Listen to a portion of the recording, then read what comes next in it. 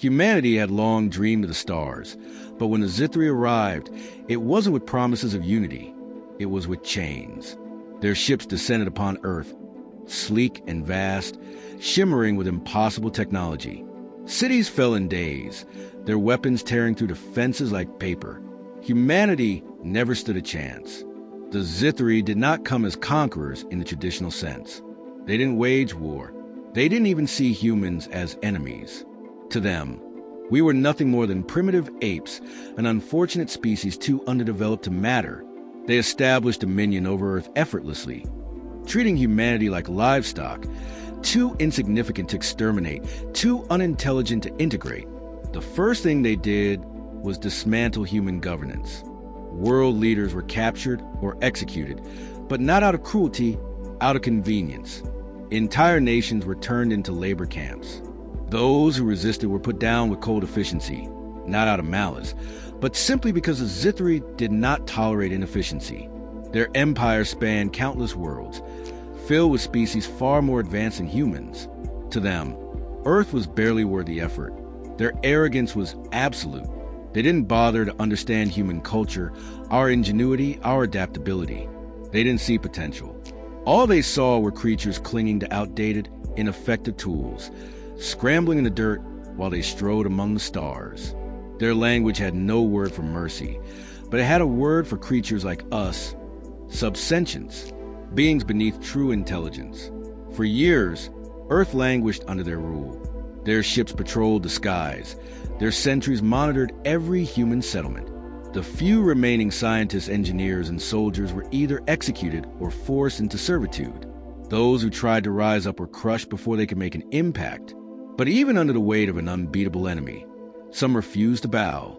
In the ruins of what was once Washington, hidden deep underground in an abandoned research facility, a small group of rebels gathered. Among them was David Kessler, a former aerospace engineer who had watched his life's work be rendered obsolete overnight. Unlike others who saw despair, Kessler saw something else, a challenge. The Zithri had never faced an opponent like humanity before.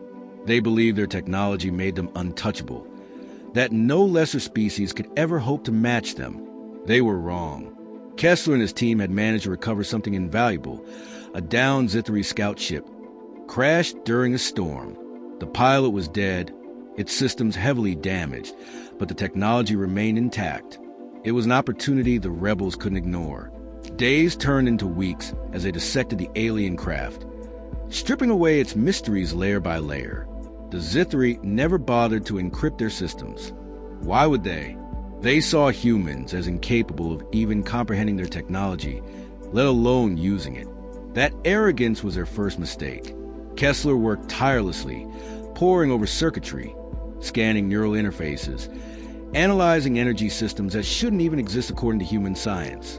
The deeper they dug, the more they realized something remarkable. The Zithri weren't gods. Their technology, while advanced, wasn't magic. It followed rules, principles, logic. And anything built could be understood. Anything understood could be controlled. Their first breakthrough came unexpectedly. A technician named Rivera, frustrated after days of failure, accidentally triggered a dormant subroutine in the ship's navigation system. For a brief moment, the ship responded, then shut down again. It was a small victory, but a victory nonetheless. If they could manipulate one system, they could manipulate more. If they could manipulate enough, they could fight back. The resistance grew bolder, experimenting on stolen Zithri drones, testing their limits. They learned quickly. These machines were advanced, yes, but they were rigid. They lacked adaptability. They followed orders, patterns, codes. But humans? Humans thrived on unpredictability. Kessler realized something crucial. The Zithri didn't design their technology to counter creativity. They designed it for efficiency, for brute force, for domination. Their ships moved in predictable formations. Their drones operated in fixed response loops.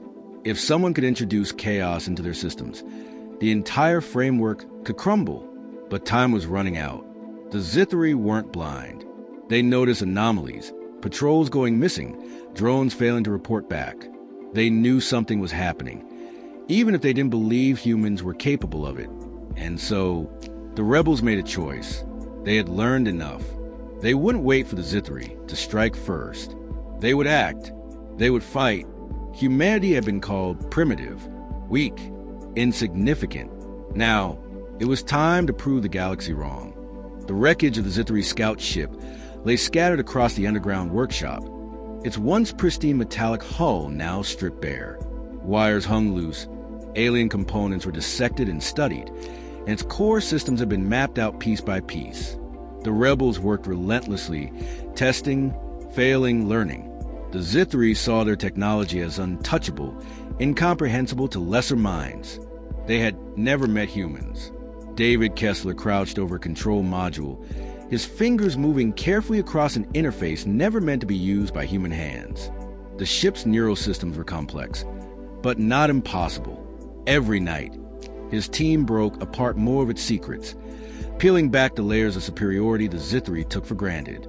The first major success came when they managed to reactivate the drone control unit. It was a small, fist-sized device designed to relay orders from a Zithri command node to automated patrol units. At first, the rebels simply observed. Then they tried transmitting dummy signals, imitating Zithri commands. Nothing. But when they adjusted the signal frequency, something happened. A nearby Zithri scouting drone, one that had been patrolling outside the ruins, suddenly stopped. It hovered in place, its sleek black frame motionless against the night sky. Then, without warning, it turned and returned to them. The impossible had happened. Kessler and his team stared in disbelief. The drone had responded to their signal. It had accepted their orders. It wasn't just an isolated success. With each passing week, the rebels expanded their control.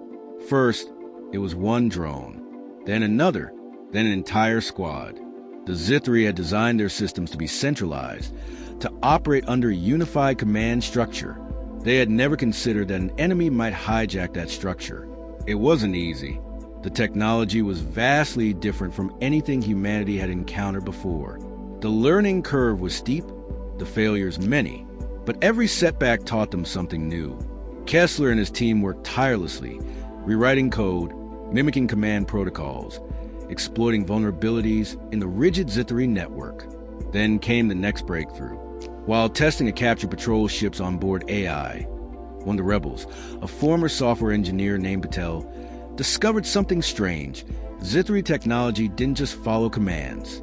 It anticipated them. The AI tried to predict actions before they happened, making decisions based on efficiency rather than creativity. And that was a weakness. If humans could introduce unpredictable variables, errors the AI couldn't account for, they could force the system to override itself. In essence, they could crash Zithri ships mid-flight, disable weapons, or even reroute entire fleets.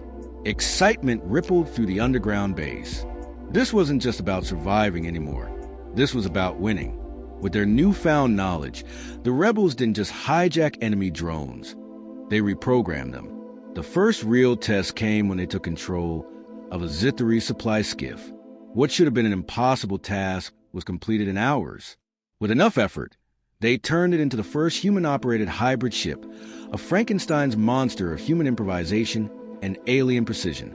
It wasn't sleek, it wasn't elegant, but it worked. Soon, the rebels had more than just scavenged parts. They had a fleet, not a large one, not yet, but enough to make a difference, enough to strike back. Kessler stood at the helm of their first war-ready craft, feeling the ship's stolen power hum beneath his fingertips. The Zithri had ruled Earth for years, mocking humanity as primitive. That would end now. The night sky above Earth was no longer just the domain of the Zithri. Hidden within the planet's debris-filled orbit, among the wreckage of fallen satellites and ruined space stations, a single ship drifted silently. It was neither fully human nor fully alien, a hybrid of stolen Zithri engineering and human ingenuity. Inside, David Kessler and his team moved with quiet efficiency. The ship's control panels, once designed for Zithri neural interfaces, had been crudely modified for human hands. The command deck was dimly lit, the displays flickering with lines of alien code rewritten by human minds. They had prepared for this moment for months, knowing they had only one chance. The Zithri had grown accustomed to ruling without resistance. Their occupation had been met with scattered defiance, easily crushed. But this wasn't a skirmish. This was the beginning of something much bigger. Their target was an orbital command hub, a station that served as the nerve center for the Zithri's planetary operations. If they could infiltrate its network, they could unleash the virus Kessler and his team had designed, one that would spread like wildfire through the Zithri fleet, corrupting their AI-driven systems, turning their own technology against them. As they approached the station, sensors flared red. Zithri patrolled ships. Unlike humans, the Zithri relied on predictive algorithms, expecting only logical maneuvers. Kessler's ship did the opposite. Instead of retreating or attacking head-on, it lurched unpredictably, engines flaring and dying in seemingly random intervals. The Zithri hesitated. Their AIs struggled to analyze something so illogical. That hesitation was fatal. With a single transmitted command, the virus was deployed. Within seconds, encrypted Zithri systems flickered, hesitated, then turned against their masters. Drones halted mid-flight. Targeting systems went blind. Entire patrol units shut down as their own security measures collapsed. Inside the orbital hub, alarms blared. Confused Zithri officers barked orders, trying to re-establish control. But their own technology refused to obey. Doors locked them out, weapons powered down, and defensive turrets turned inward. The virus spread across their network, jumping from one system to the next, crashing entire fleets in real time. On the ground, rebel cells received a signal. The moment had come. Across the planet, hidden fighters emerged from the ruins, armed not with crude scavenged weapons, but with Zithri rifles, stolen and repurposed. The battle erupted in an instant. Ships once under Zithri command now moved under human control. The sleek, silver vessels turned their weapons against their former masters, unleashing chaos in orbit. What had once been an unbreakable chain of command had shattered. Kessler's voice echoed across the stolen comms. Push forward. No mercy. The Zithri fought back, but they were unprepared for an enemy that refused to fight conventionally. Their disciplined formations, their reliance on overwhelming firepower, all crumbled against human unpredictability. Ambushes, false signals, misdirection. The tactics that had once made humans mere pests now made them the deadliest threat the Zithri had ever faced. The resistance was no longer just surviving, it was winning. For the first time since the invasion, the Zithri feared the species they had once called primitive. The Zithri had never known fear until now. Their once flawless fleet, built to dominate lesser species, was in chaos.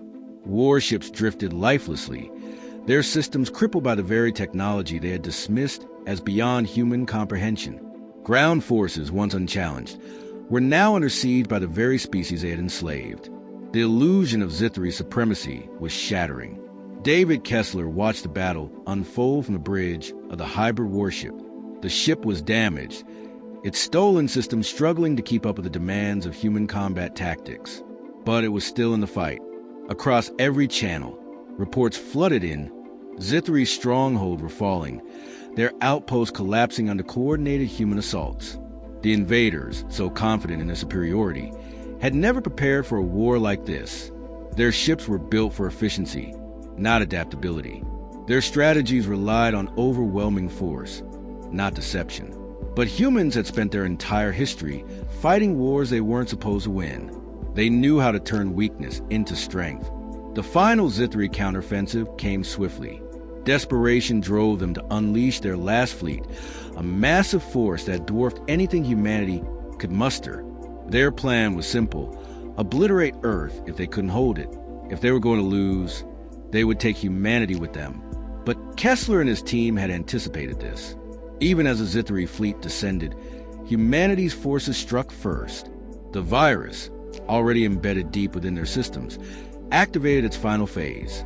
Entire warships lost control mid-flight, their own weapons turning against them. Frigates exploded in eerie silence as power cores overloaded. Once mighty cruisers, unable to process the chaos, drifted helplessly before human-controlled ships finished them off. On the ground, the last of the occupation forces were wiped out, their commanders cut off from their fleets, were left to witness the end of their dominion. Those who tried to flee were shot down. Others surrendered, realizing too late that they had underestimated the very species they had deemed insignificant. When the last Zithri ship fell from the sky, a silence hung over the battlefield. Humanity had won. The aftermath was unlike any moment in human history. Earth was free, but it was no longer just a planet recovering from war. It was something more. Across the galaxy, news of the Zithri defeat spread like wildfire. Other enslaved species, inspired by humanity's impossible victory, began to rise up. The Zithri Empire, built on arrogance, started to crumble. And humanity? Humanity had changed. Kessler stood on the bridge of a newly built warship, this one entirely human-made. Crafted not from stolen parts, but from knowledge earned through struggle. The Zithri had called them primitive. They had believed humans would never amount to anything more than an inconvenience. Now, those same aliens cowered in fear, knowing that the creatures they had mocked had turned their own power against them. Humanity was no longer a footnote in the universe. They were something far more terrifying.